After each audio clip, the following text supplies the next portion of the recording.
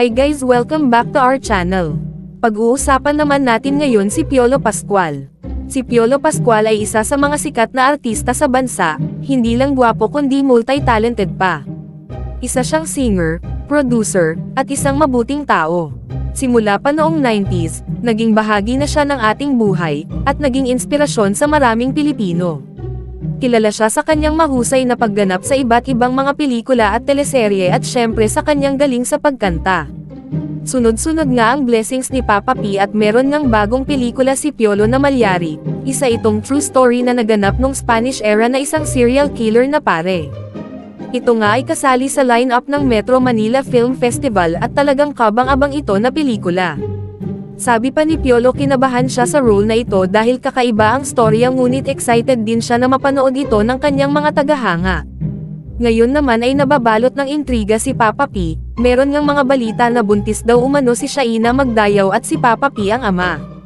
Nagsalita naman si Shaina Magdayaw at sinabing hindi daw totoo na buntis siya.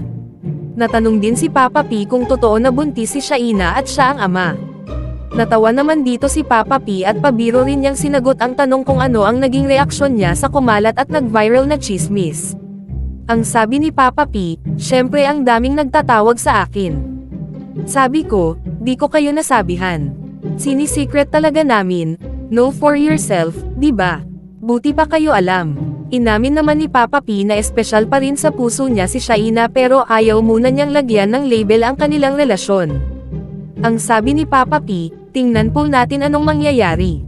First there is pressure in the family, in the society and she's good friends with my family. She's always in our celebration. Let's see. It's just for now.